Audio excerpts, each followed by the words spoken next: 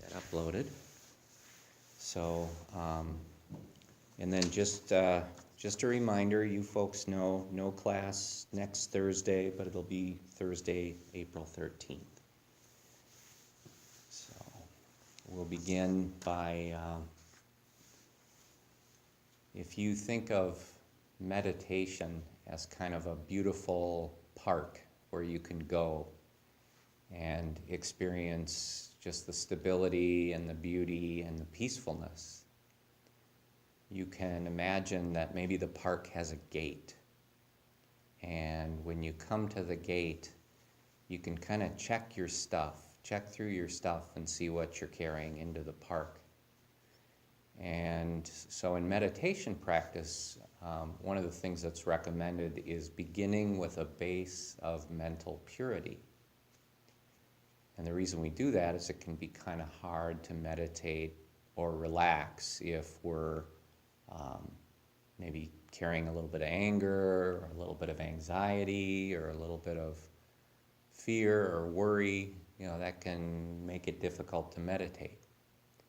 So you can kind of use that metaphorical gate and just see what it is you're carrying into this beautiful park where you're going to meditate.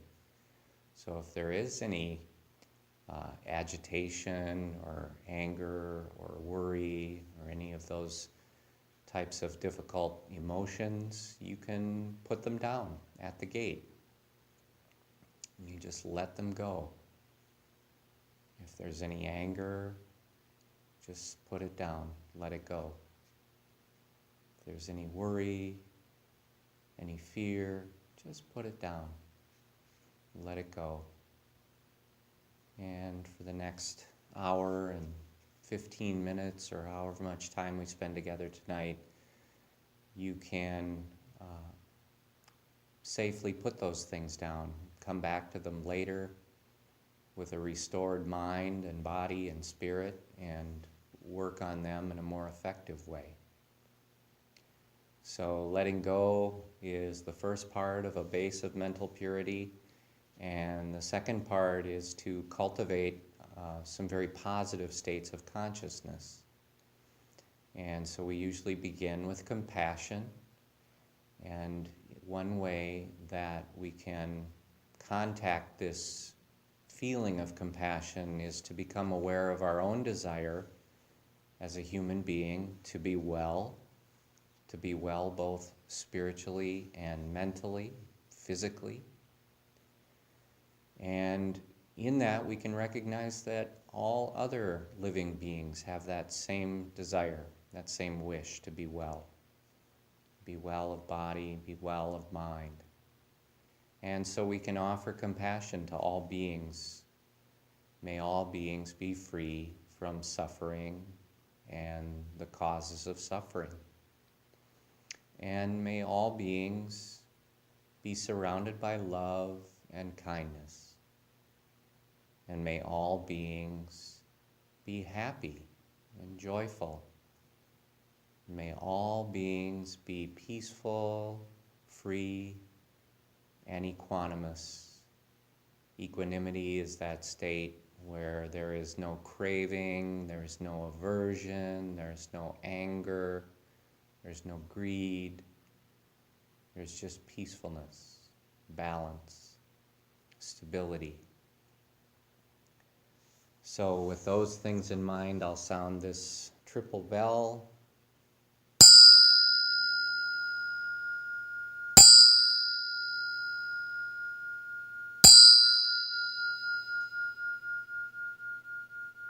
Let there be peace. Let there be peace. Namaskar, everyone. All right. Well, we will begin with our meditation practice together that I will guide us through. Same one we did last week. So we're going to combine the body scan, which is samatha, calm abiding. We're going to combine the body scan or do the body scan and then move into the breathing meditation. So we're just going to do that same simple practice so it will be familiar to you. And again, I'll guide you through the whole thing. A few basics to think about as you get ready is to just try to make your body as comfortable as possible, release any conflict in the body. Sometimes it helps to check in and just see if your body is symmetrical so that you're not bearing weight on one hip or one sit bone. You're kind of balanced throughout the body, so your weight is evenly distributed. Let your back be straight, but not rigid or tight. You can let your head bow down ever so slightly to take some tension off the neck. Just tuck the chin in a little bit. Let the eyes close softly to eliminate any visual distractions. And finally, let the breath be free and natural. Don't manipulate it in any way. Just let the breath do what it wants to do. And so from here, I'll sound the bell and begin to guide us through the practice. And keep in mind that if we're really still for a few minutes, the lights may shut off, but they'll come on again when we finish. So I'll sound the bell.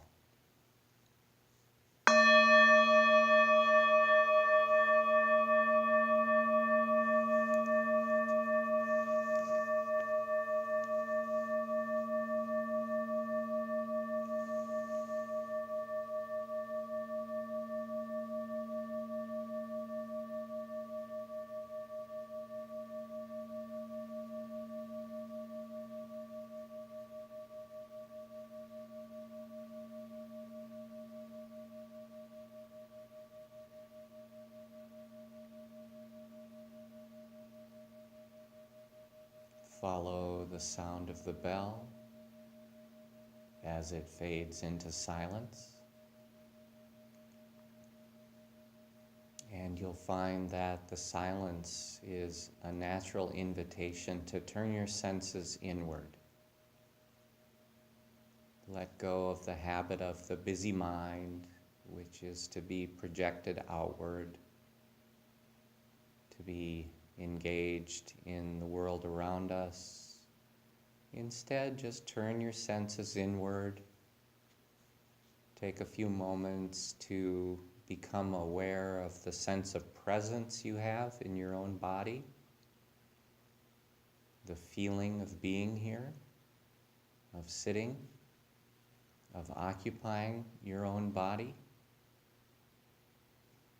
Become aware of the stability and the peacefulness in your body right now. And then we'll begin by taking our awareness, bringing our awareness up to the top of the head, to the area of the scalp. And for a few moments now, just open up your awareness to the physical sensations in your scalp. So we give it a little time when we start. Give it a little time. Sensations will start to come up.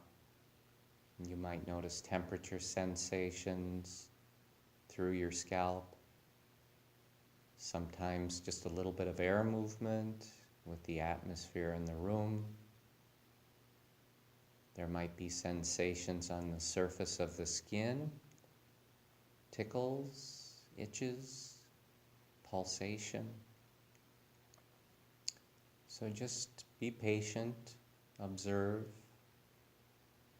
become aware of these sensations. And if there's any tension you encounter as you're observing, just release that tension. Let it leave the body. Not necessary at this time. Let the tension go. And just keep observing the sensations, whatever they are. They come and go. They become noticed. They fade away.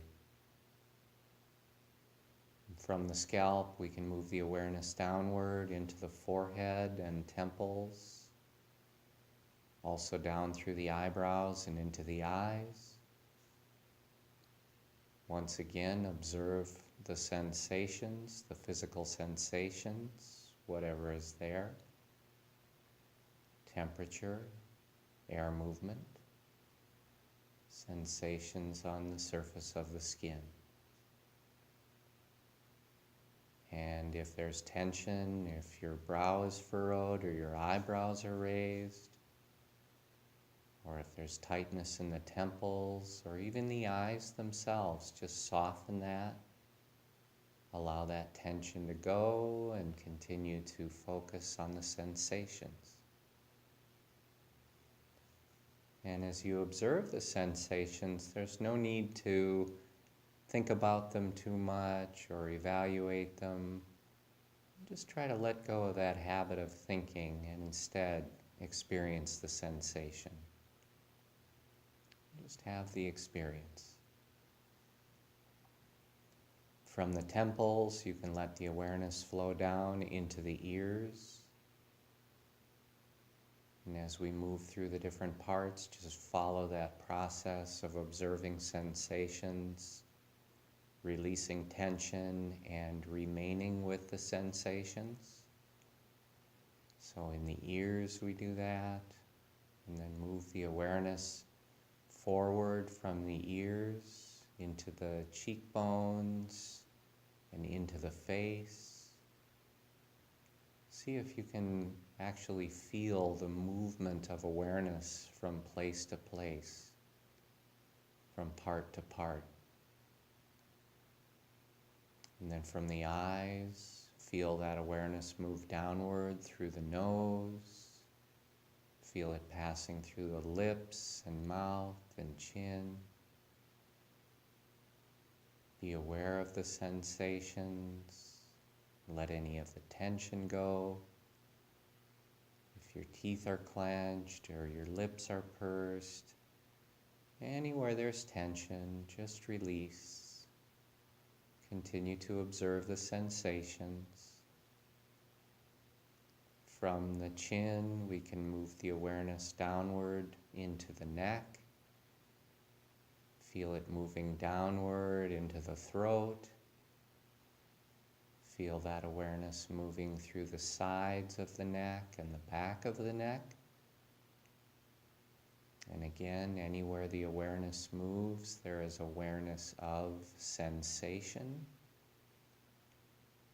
And we're observing sensation objectively, not thinking about it, not judging, just observing, letting tension go wherever we find it. Just an automatic, soft response. From the neck, let the awareness flow downward into the shoulders. Observe the sensations. In the shoulders, you might notice the sensation of contact if you're leaning against a surface. Or you might notice the feeling of contact between your skin and your clothing. Let the shoulders drop. Let them relax. Keep observing. Allow the awareness to flow down into the upper arms. And again, really see if you can feel that flow of awareness. Observe the biceps, and then the inside part of the upper arms, and then the backs or the triceps, the outside part of the upper arm.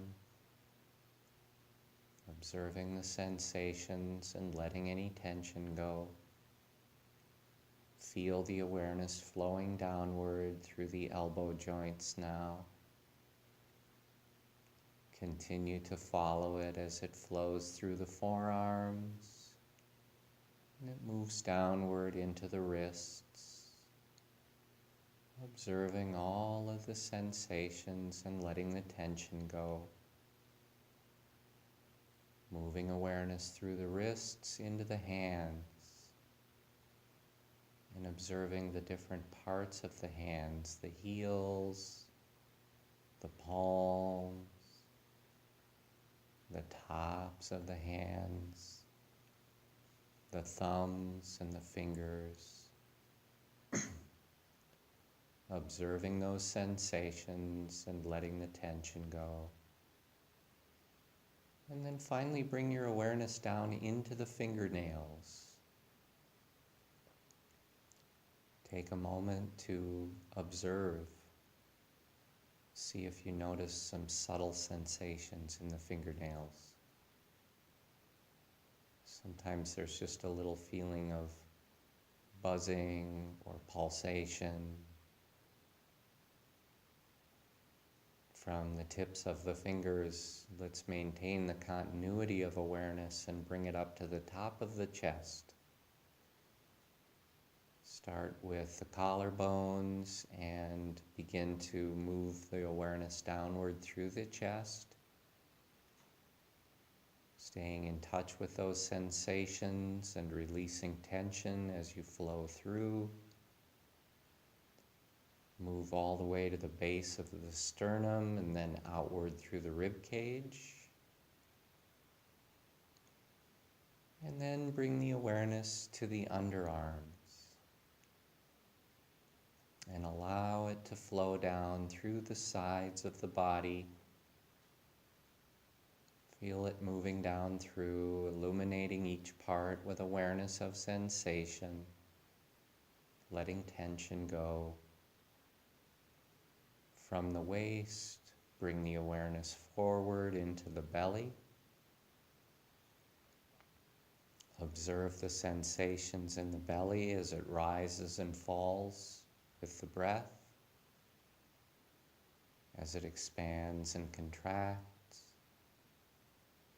Let the belly relax. Let all the tension go. Continue to be present with the sensations. And then from the belly, we'll bring the awareness around to the top of the back, starting at the base of the neck. Just let the awareness flow downward through the upper third of the back, passing through the shoulder blades. Continue to observe, release the tension. Let the awareness flow through the middle third of the back, and finally down through the lower third. If there are any sensations that are unpleasant or uncomfortable, sometimes it's difficult to release tension. But see if in the stability of your meditation posture, in the expansive awareness that you've cultivated, see if you can just allow space for difficult sensations to be. And you'll notice that you can be peacefully in coexistence with those difficult sensations. You don't have to react with negativity or with aversion. You can just allow them room to be as they are. Continue releasing tension, moving awareness down through the back now into the sit bones. Feel it moving down through the hips and through the pelvis. Observing all those sensations and releasing tension. Letting the awareness flow into the thighs now. And observing the thighs from the tops all the way down to the knees. Observing the top surface of the thighs. And then the outside, underneath. And finally the insides of the thighs, all the way from the tops to the knees. And then let the awareness flow through the knee joints. Feel that flow, feel that movement of awareness, illuminating each part of the body, becoming aware of the sensations and letting the tension go. Feel it moving down through the calves, through the shins. Observe the awareness moving down through the ankles. Feel it moving into the feet now. We'll spend a little time with the different parts of the feet, the heels, the soles, the balls of the feet, the tops. Let that awareness flow into the toes. And finally, just bring it to rest in the toenails. See if you can become aware of any subtle sensations in the toenails, energy or pulsation. And then we'll maintain the continuity of awareness and bring it once again up to the top of the head and to the area of the scalp. And this time at your own pace, just guide the awareness back down through your body. You find that in just a moment of time, you can observe the sensations in a part of the body and let the tension go. That you can continue with the awareness and move it through to the next part. And just move part by part, noticing the places where tension has reappeared. This makes us aware of our habit energies of storing tension in the body, which often replays and echoes the stresses, the agitations, the things that made us angry. Releasing the tension over and over, we develop a new habit of releasing, of allowing the body to be peaceful. And just move the awareness down through the body, releasing and observing. And now we'll bring the awareness up to the base of the nose. We'll bring it to that little patch of skin beneath the nostrils and above the upper lip. Focus your awareness there. And then expand the awareness a little bit into the rings of the nostrils. And then we'll expand a little further into the nasal passages. So now in this triangular area of the nose, let your awareness be focused here and become aware of the movement of the breath as it passes in and out through the nose. Just be aware, breathing in, notice that you're breathing in. Breathing out, notice that you're breathing out. As you're breathing, try to stay with the breath for its full duration. So you're watching the whole in-breath as it begins, it slows down and pauses, then it reverses direction and becomes the out-breath. You stay with the entire out-breath. Watch as it slows and pauses, and it becomes the next in-breath. Stay with the movement of the breath. With that movement of the breath, you might notice some in-breaths are a little longer, some are a little shorter. Become aware of the feeling of touch anywhere within the triangular area of the nose. As the breath moves in and out, there's a feeling of touch. Anywhere in the triangular area of the nose, just observe that feeling of touch with the in-breath and the out-breath. As you're observing the movement of the breath and the touch of the breath, become aware of sensations within the breath. Breathing in, the feeling of dryness. Breathing out, the feeling of moisture. Breathing in the feeling of coolness, breathing out the feeling of warmth. Just remain focused on the movement, the touch, and the sensations of the breath. And if any distractions arise, sounds, pulling awareness away, the moment you notice that, just guide the awareness gently back to the nose. Reestablish awareness once again on the movement, touch, and sensations of the breath. Sometimes sensations in the body will pull the awareness away. We'll focus on discomfort or fatigue or an itch. In the moment you notice that, again, all you need to do is bring the awareness back to the breath. Bring it back to the triangular area of the nose. Stay focused on the breath.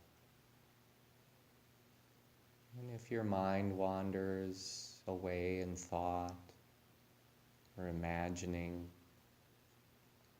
again, use that awareness of distraction as an opportunity to return the awareness to the breath.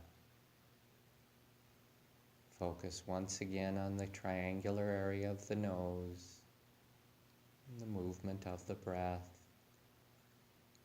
the touch of the breath, and the sensations within it. And return over and over.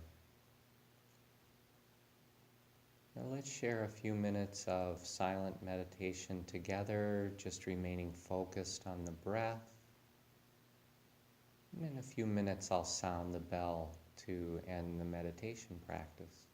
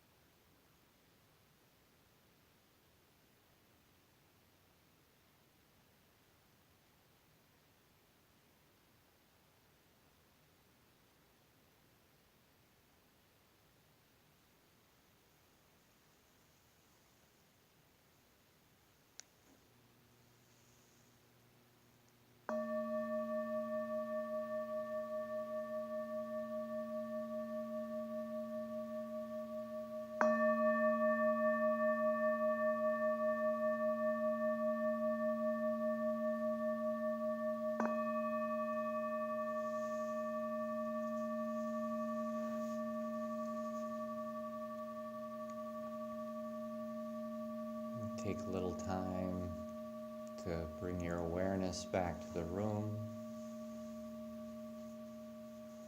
Kind of adjust to the light. Be gentle with yourself as you come back.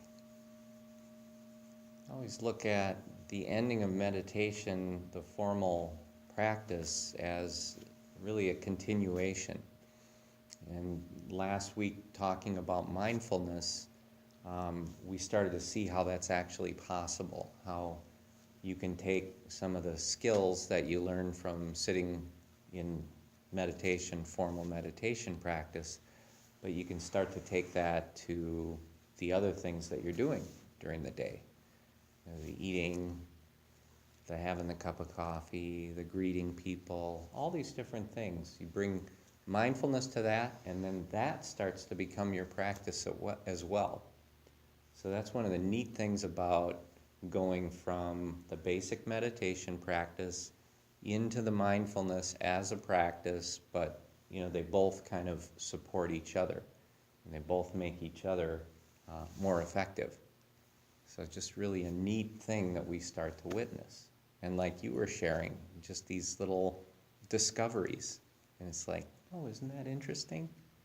Isn't that something how that's that way? And it's just, it's neat. It's changing the way that we relate to the world around us. And I shared the little phrase that I use a lot. I've shared this with you before, but it's not so much what's happening that's important, it's our relationship with what's happening that's important. Because at any given time, if you want it to rain and it isn't raining, well then, maybe there's a relationship where you're not happy about that. And if you don't want it to rain and it is raining, then maybe your relationship is that you're unhappy about that. So it's these, it's the relationships to the different expectations that we have. The different things that we tell ourselves we need or we want in order to be happy, but becoming aware of how there's a great deal of peace and stability and calm in our bodies, just occupying them without doing anything, and there starts to be a real sense of satisfaction to that, real beauty to it. And then as we get into the mindfulness practices like eating the orange or sitting outside as you've shared and just listening to the sounds. I had a student in one class, we had talked about meditation, and the next week she came back and she said, every morning before I go to work, I take the dog into the backyard and I stand out there for a couple of minutes while he kind of runs around and does his stuff, and then, he comes in and then I go to work.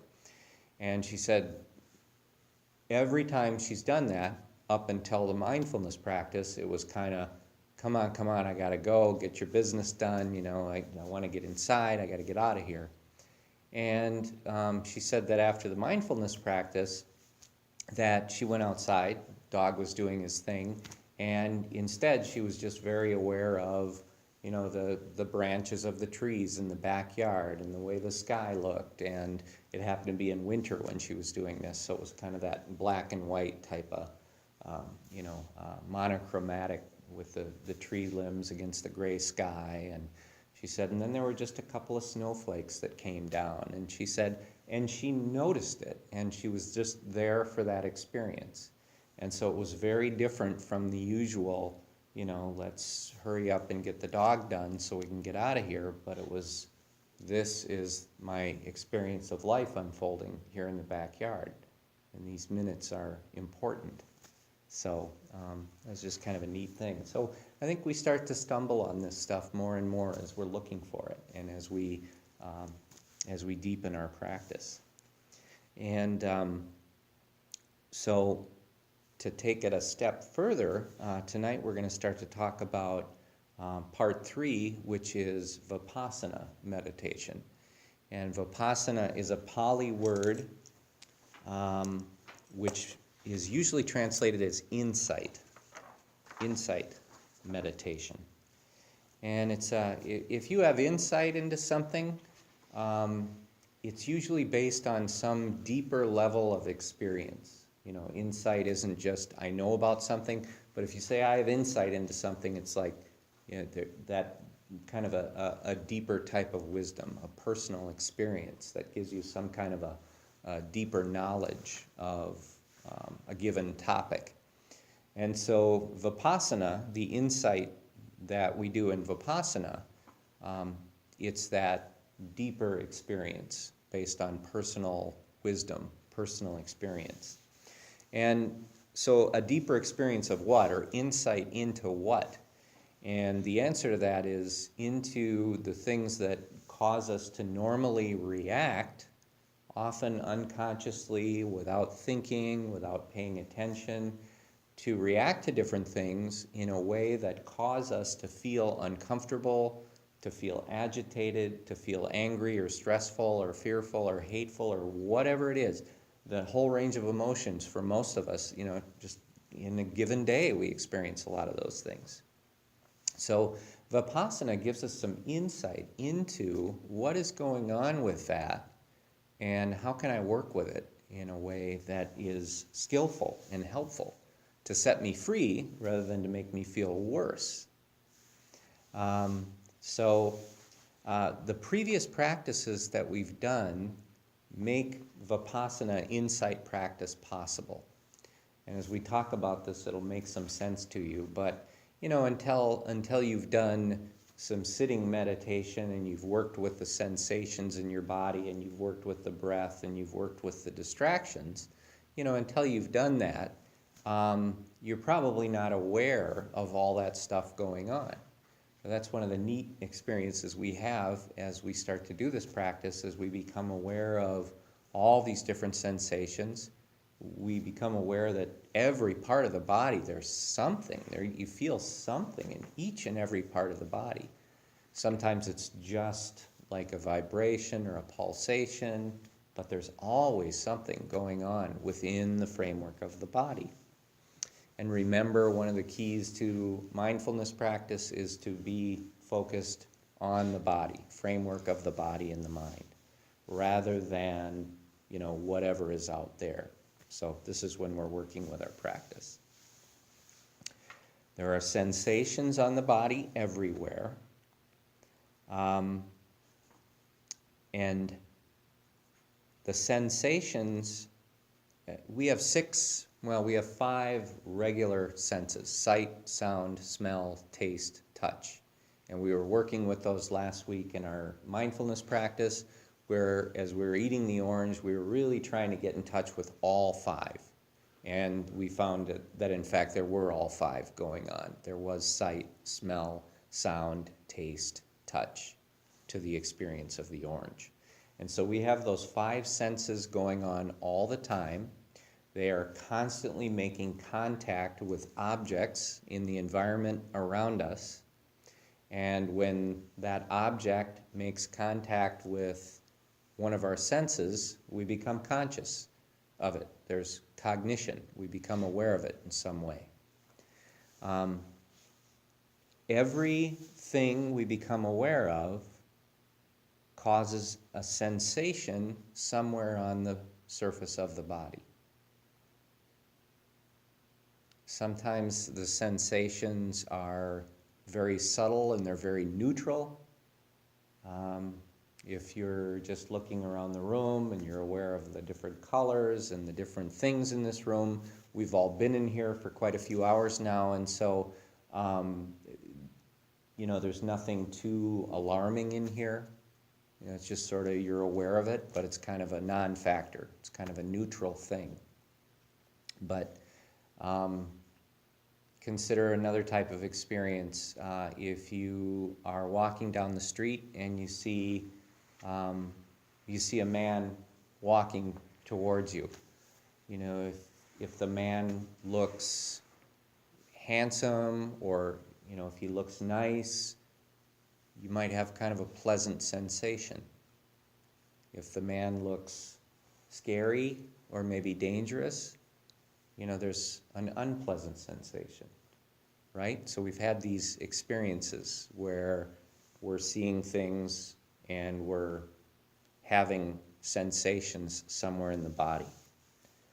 So what the teaching on Vipassana and the meditation and mindfulness practice tells us is that every time our senses make contact with anything, there is a sensation somewhere in the body. It manifests as sensation. And this is kind of the neat thing, we are reacting to not the outside object, but we're reacting to the sensations in the body.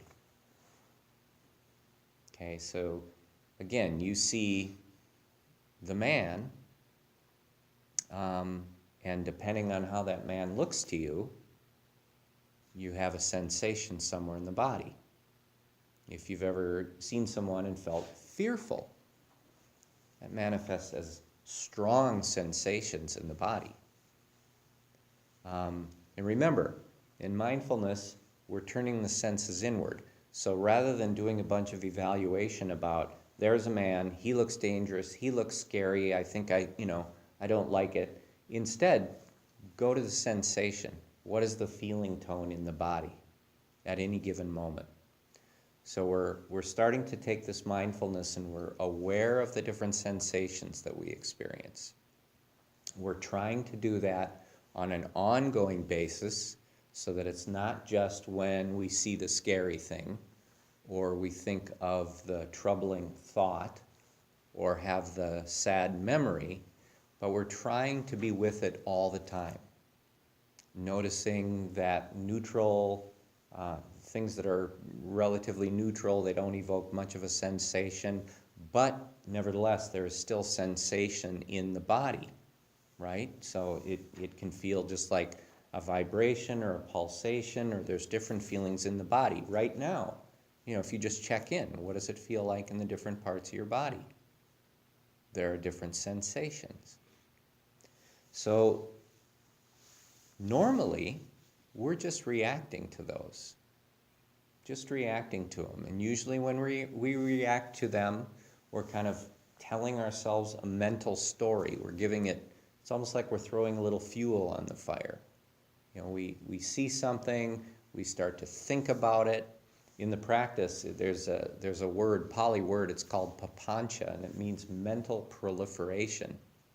And what it says is that we start to think about things and the mind proliferates. It starts to make up stories. It starts to have kind of make-believe dialogues with characters who are not actually talking to. It's, coming up with different ideas and plans. And a lot of times it's got kind of a negative connotation to it. We tend to focus on things like that. How often have we had that experience of thinking about somebody that maybe was rude to us, and then we're thinking, I should have said like this, and then they would have responded this way. And after a few minutes, you actually feel that. You feel maybe tightness in your chest or that feeling of anger, or you've caused yourself to remember something, so vividly that you're starting to feel it in your body, right? So these external things are triggering these sensations in the body because we're taking them in through our senses. But now what we're going to do in Vipassana practice is not worry so much about the stories, but we're going to start to focus on the sensations. Focus on the sensations.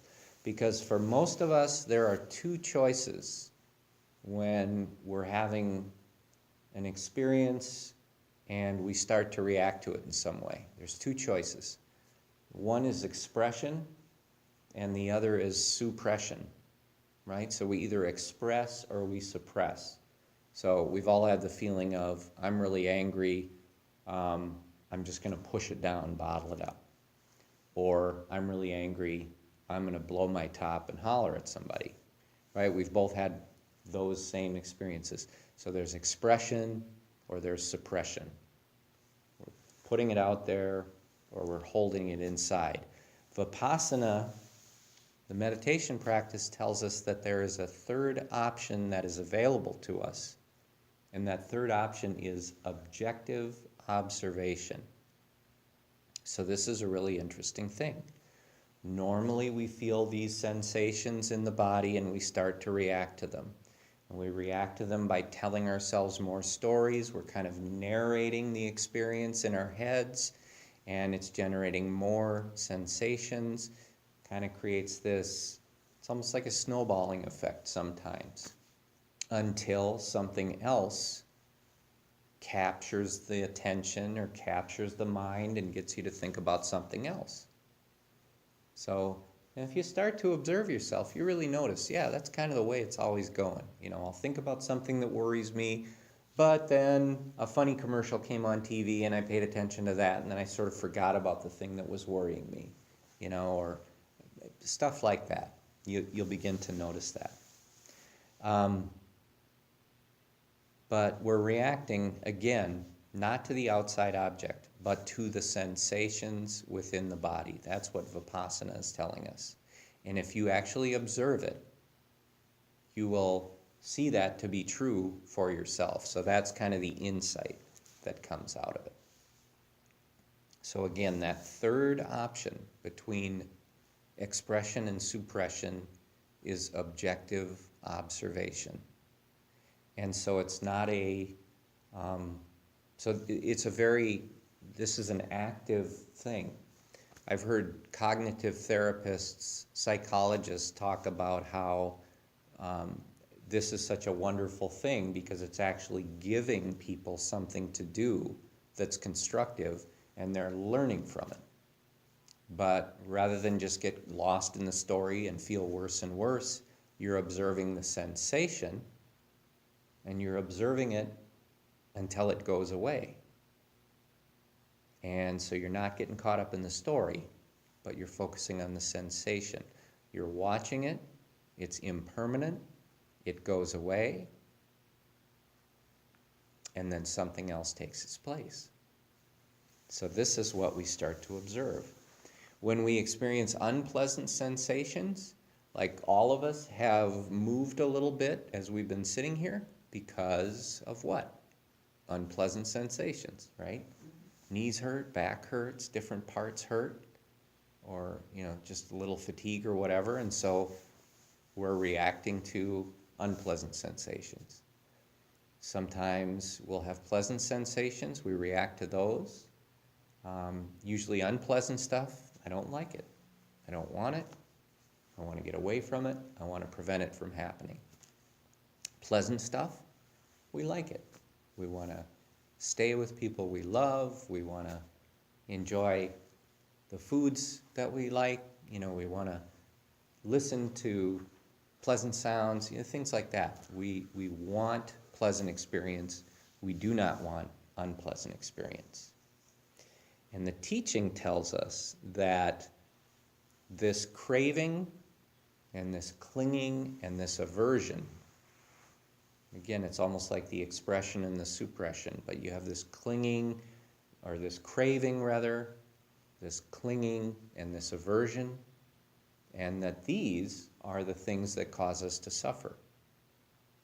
Internally, we suffer emotionally because we're craving things to be different than they are. And so that causes just a little agitation in the mind and the body, unpleasant sensations. If you want something, why is it that you get up from maybe a comfortable sofa and go get the thing you want? It's because there is some strong sensation in the body that is motivating you to do that. So maybe it's hunger. You decide you want to get something to eat.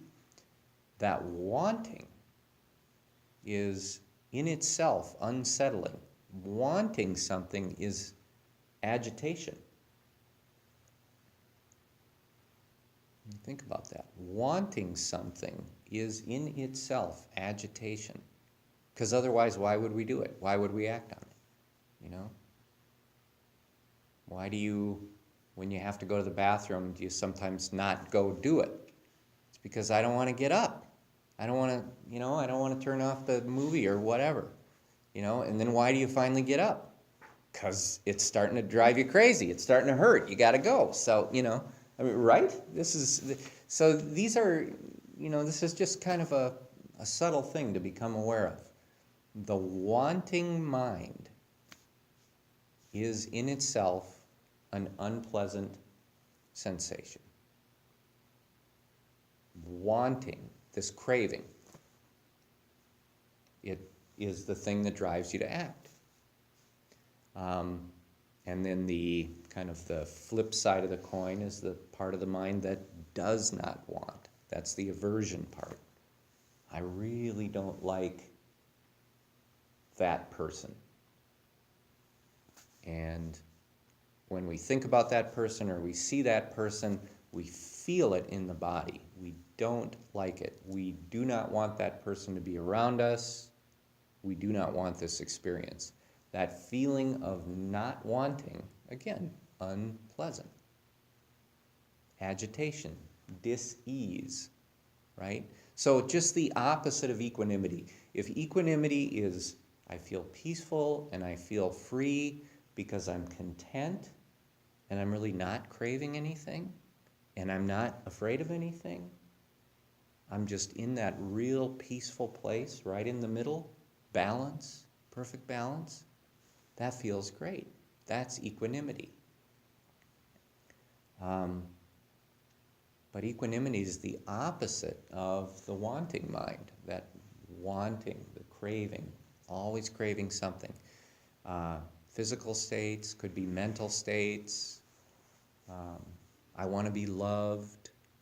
That's all emotional, right? And if you feel like you want to be loved and you're not loved, that's an unpleasant feeling. Sometimes it makes you react in dumb ways, right? We've all done that.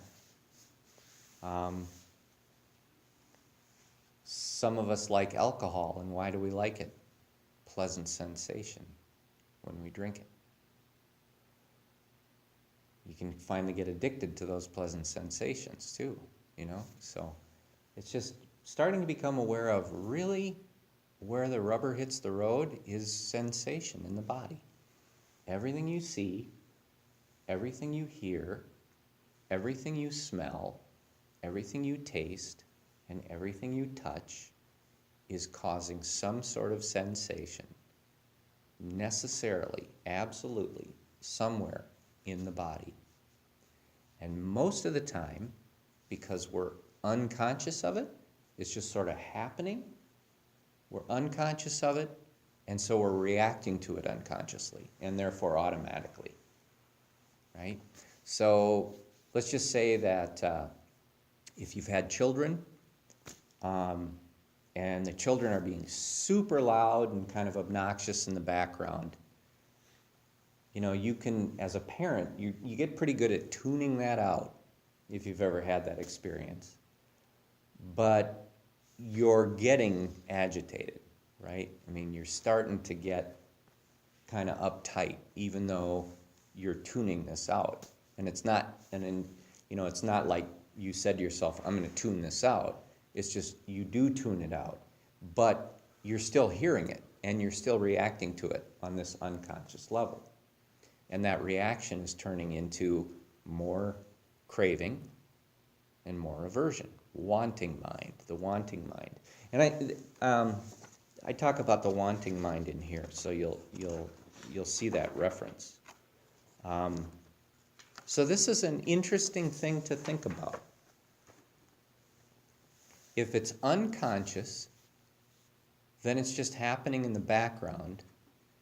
And so there's this background hum of, and have you ever had that feeling of, I feel like something's kind of wrong or something's kind of bad, but I don't really know what it is. I mean, we're reacting unconsciously or subconsciously to different things. Pleasant sensations, tending to want more, wanting mind. Unpleasant sensations, want to get rid of them, wanting mind. We start to think that because we go and get the thing that we wanted, when we get it, we feel better, and we make the association, it's because I got the thing. But what the practice is saying is it's not because you got the thing, it's because you stopped wanting. So it's the absence of wanting that drops you right into equanimity.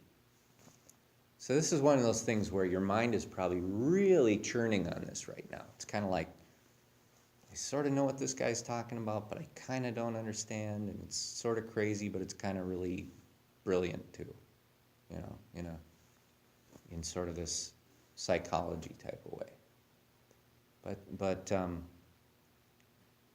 so really, we have the option to express or suppress the wanting mind, expressions of the wanting mind, craving or aversion. If we become aware of it, if we're paying attention to it, we can, there's a gap there before that reaction occurs, and so we can interrupt that. So again, one of the easy ways to do that is to objectively observe what's going on. And what you'll notice is,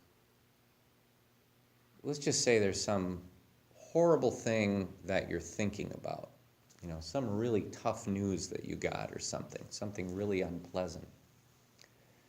If you're in your mind and there's that papancha, that mental proliferation, it's just a swirl of all this stuff, one thing after another, after another, after another. It's horrible.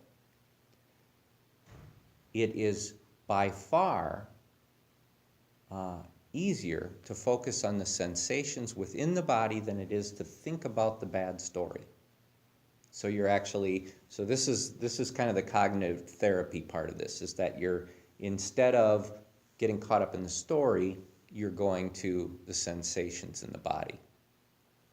Think of it like if you were injured in a terrible plane crash and you went to the doctor.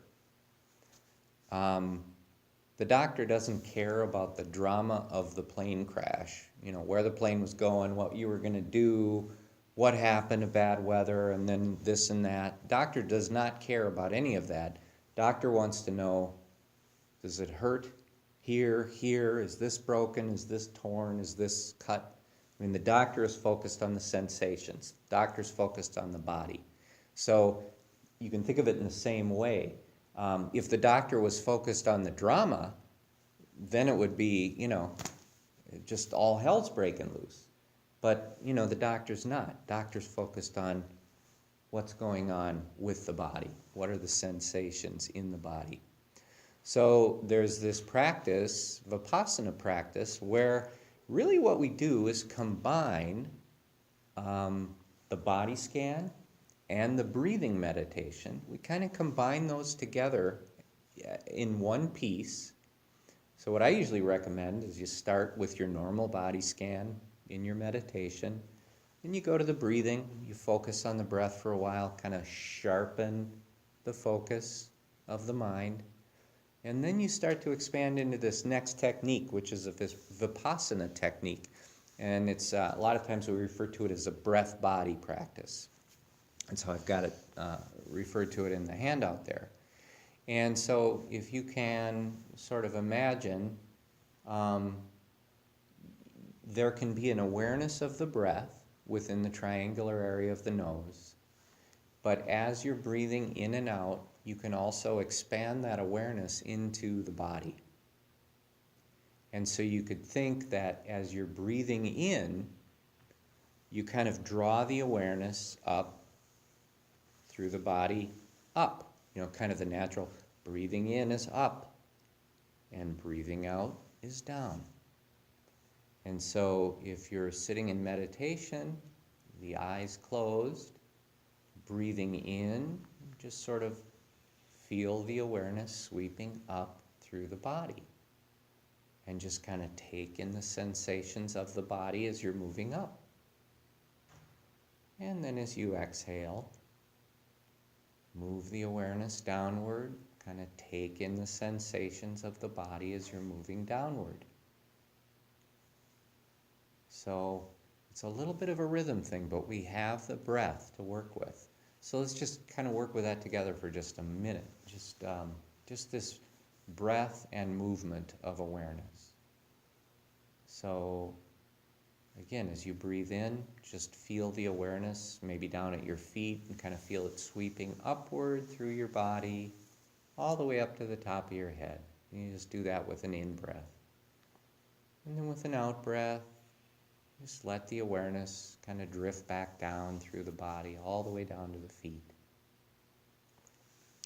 Breathing in, the awareness moves up quite naturally. Breathing out, the awareness just sweeps down quite naturally. Just stay with that movement of the breath and the awareness moving up and down.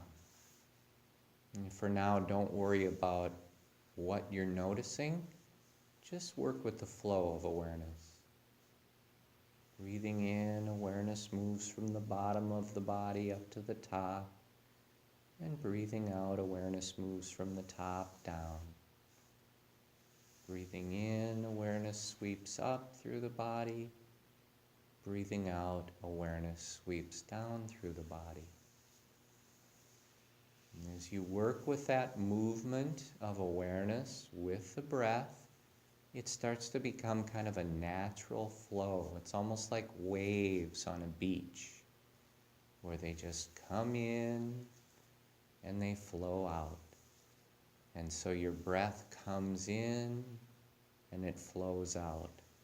And with the breath, awareness moves up through the body, and then it moves down through the body. So keep that flow of awareness moving up and down in rhythm with the breath.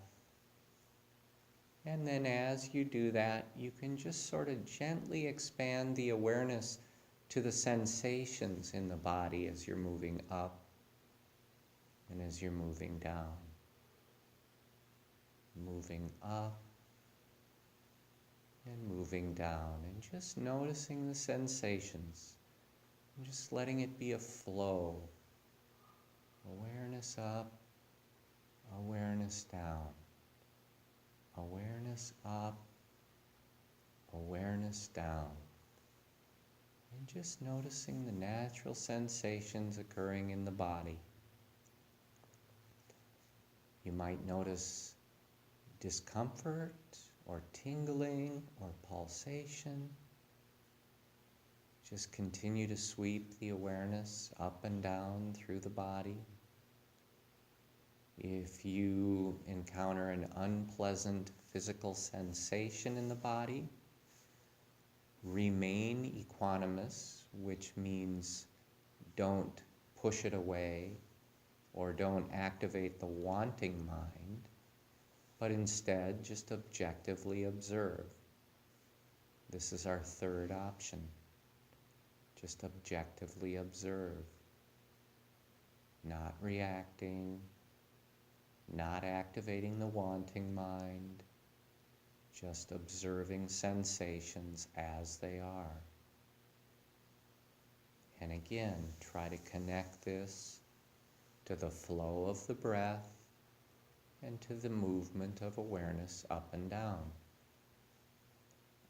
Noticing sensations.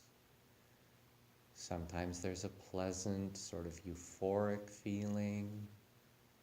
Don't hold on to that because it's nice or pleasant. Just observe it equanimously, not holding on to it, not activating the wanting mind. So we're not wanting the pleasant, and we're not wanting the unpleasant.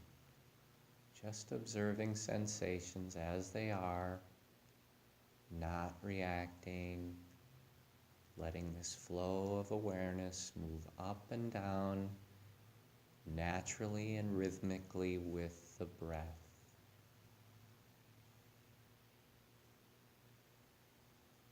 Just feel that movement. Keep the awareness flowing up and down. Noticing sensations here and there as you move.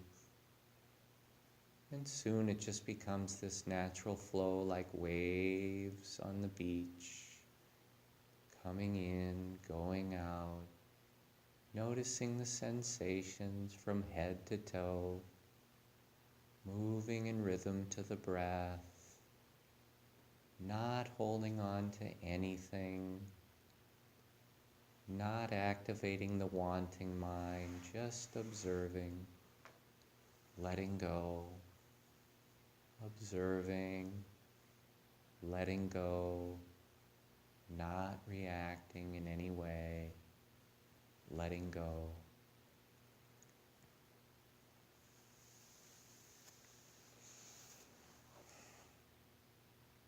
All right, let's talk about that a little bit. So this is something new. It's a different technique, but it's utilizing, the first two practices. We're putting those together, and and by first two practices I mean the body scan and breathing meditation being class one, and then the mindfulness being class two. The awareness of those sensations, really getting in touch with those sensations. So now doing this in meditation,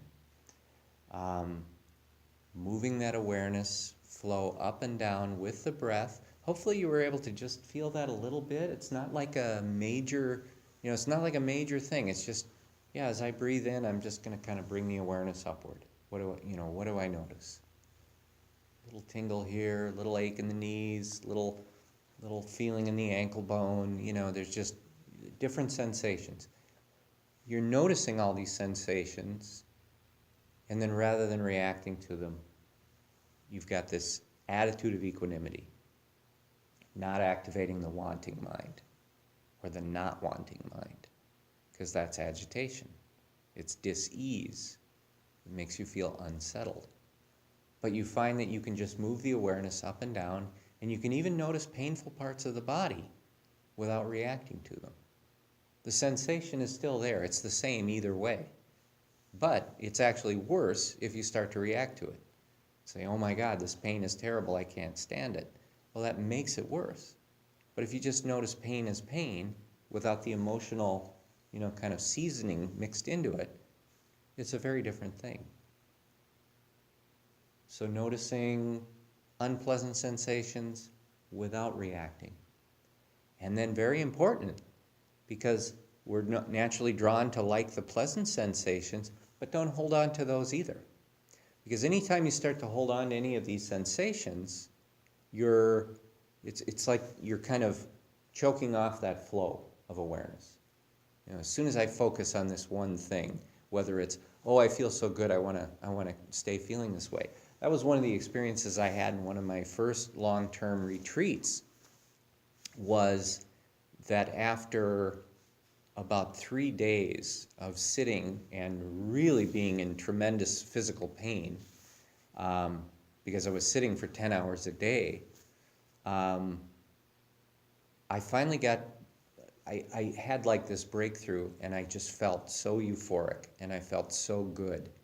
And it was like I rushed to that good feeling so fast, and I just, I grabbed onto it emotionally. It was like, this must be what they're talking about. This must be the feeling that you're supposed to get, from meditation. This must be what the Buddha experienced or whatever. This is great. I love it. I love it. And then that meditation session ended. I went back after the break, and it was gone. And it was just like, it was horrible, because I was still holding on to that pleasurable sensation. That's what I wanted. The wanting mind was back. And I was just absolutely brokenhearted for, like 2 more days. It was just, where is it?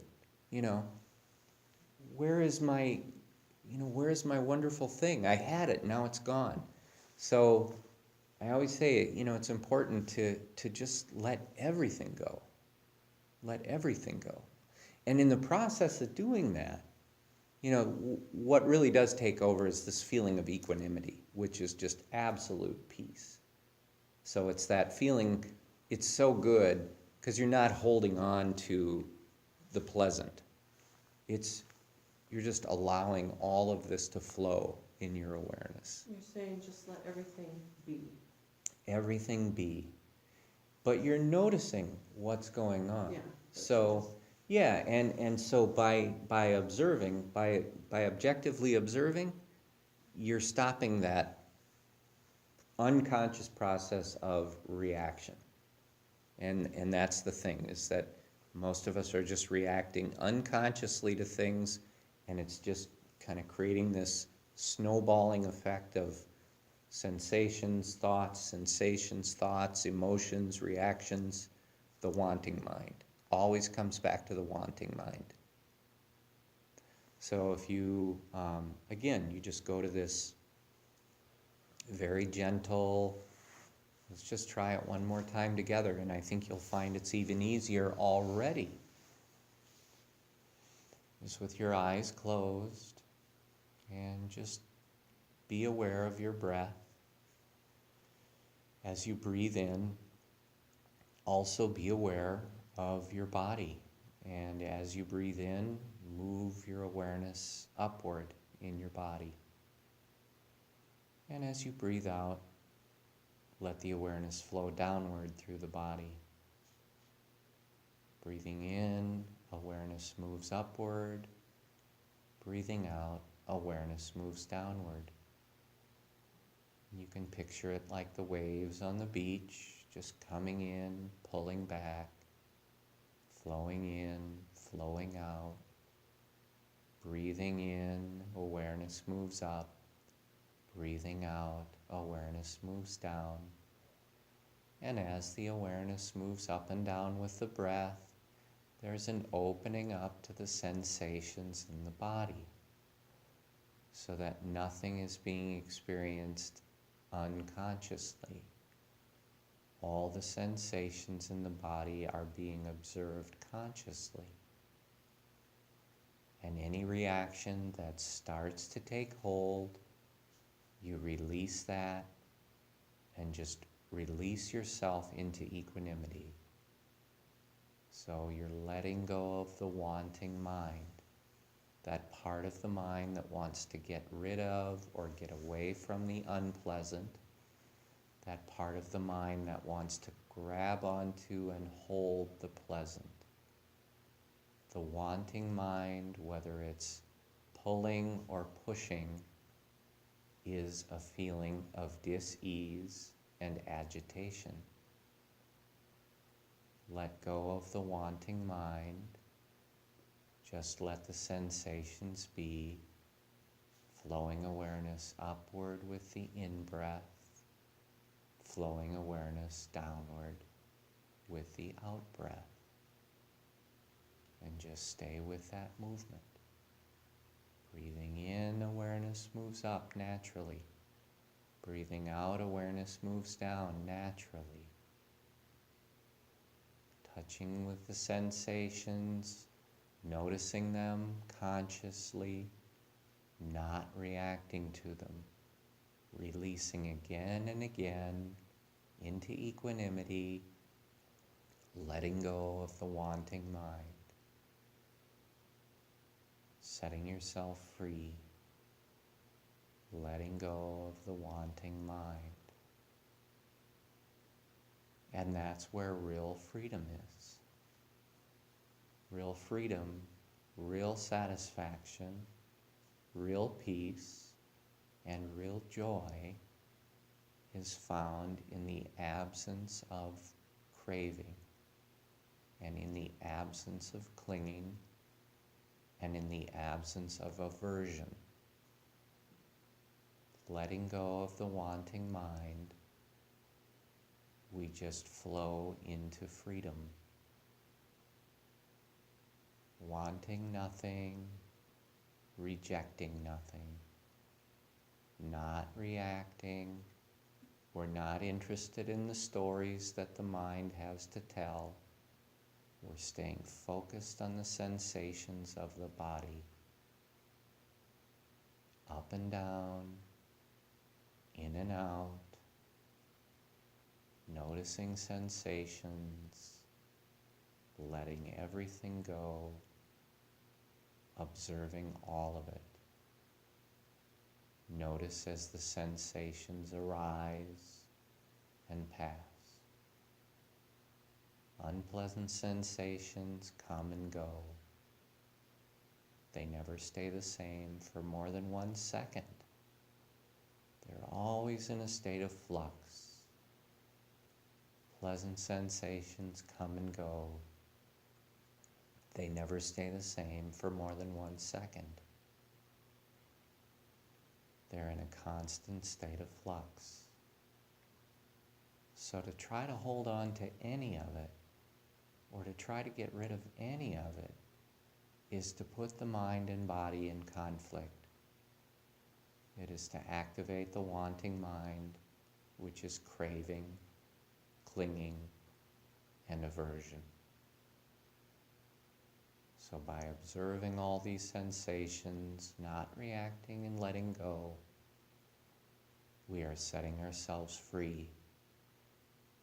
And we are training the mind to become focused on physical sensation rather than on mental and emotional stories. And we continue with this. There's a continuity of awareness, not just doing it in the moments where we're really upset or we're really delirious with happiness, but staying with it continuously. And you find that when you get up from the meditation cushion, that you can take this mindful awareness with you. You can be aware as you're navigating through your day, and you just find that this feeling of equanimity starts to take over. It's just perfect peace.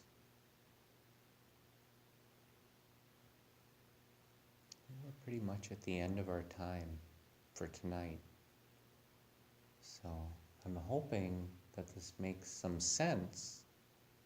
But remember, the word vipassana, insight, means insight based on personal experience. So the first part of this, we talk about it. And so it's kind of putting these ideas, these theories in your mind. And as long as they're theories, they might be interesting and fascinating, kind of, something to chew on. But they're just theories until you actually put them in practice. So if you start to add this mindful flow of awareness into your meditation practice, you'll find that it starts to naturally carry over with your mindfulness. It's not an uptight feeling. It's not like you're on guard. It's just I'm aware. I'm aware. And when I start to, when something happens that would normally make me angry, instead of the story about the anger, I focus on the sensations of the body, and I just let them be. I watch them come. I watch them go. And I find that the stories about the anger just kind of disintegrate. It's all about the sensations.